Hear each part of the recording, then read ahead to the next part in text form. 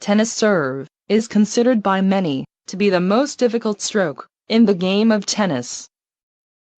It is not surprising if you just take a look at the way it is being taught. From the very beginning, the students are confronted with a dizzying array of various chores, which apparently must be performed.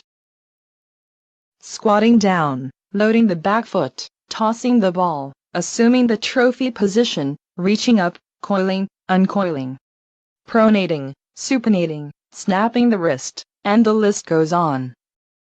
A piece of advice to all those who want to excel at tennis: before buying into any such to-do list as the roadmap to the promised land, and obediently taking everything that it contains for gospel truth, it would be a good idea to take a critical look at it. Try to examine how do all these recipes come into being, and what exactly they are based on. And if you do, one thing becomes clear right from the start. There is nothing even remotely scientific about the methodology by which these various teachings or systems are cooked up. All of them are based on a compilation of completely arbitrary visual observations of the striking action of some star players. These rather superficial observations are limited mainly to positions and postures which the model player exhibits at various stages of the stroke. For example, a particular alignment of the shoulders, a very specific angle of the wrist or the elbow, the orientation of the racket face, or the butt of the handle. All these randomly selected particulars have just as much to do with the task at hand, which is striking of the ball, as they have with the price of tea in China.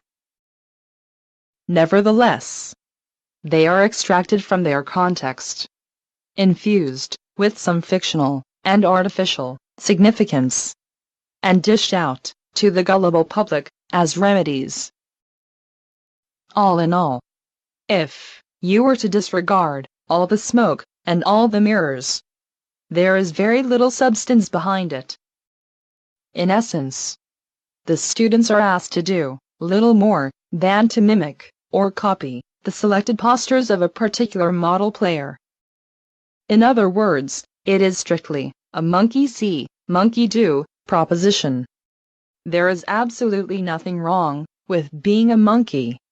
Mimicking is a perfectly valid, proven, and very effective method of learning many things, tennis included. But it works only when there is a direct, non-verbal communication exists between two monkeys, and the know-how is transferred directly from one monkey to another, so to speak. There is simply no need or room for any interpretations. It is no longer mimicking when you have an additional monkey in the middle, who is charging by the hour for telling you what you can see and then what you can do. It is a completely different business model. The relevance of what these coaching monkeys choose to observe and then focus on is very questionable. The logic by which they justify their conclusions is simply dubious.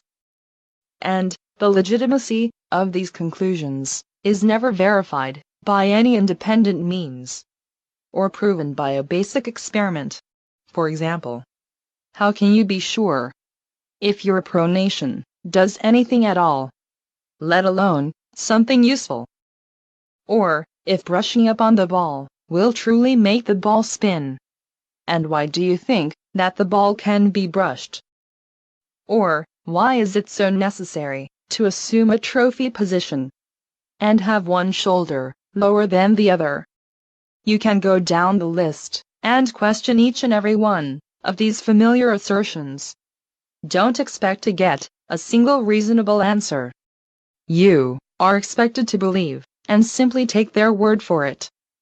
Well, it is safe to say that the vast majority of those who definitely take their word for it don't exactly look like they grew any good ideas. They don't look like they know what to do with themselves, let alone what to do with the ball. When they are serving, the professional ranks are full of players who are so confused, so clueless, that in their desperation, they simply throw everything at the ball but the kitchen sink, hoping that something will stick. And as a rule, something always does. But sadly, these somewhat grotesque and highly complicated circus productions, which seem to throw all caution to the wind, along with the common sense, will always be limited in their output, simply by the laws of physics, if nothing else, to a stunning number of double faults, and less than a half of the first serves going in.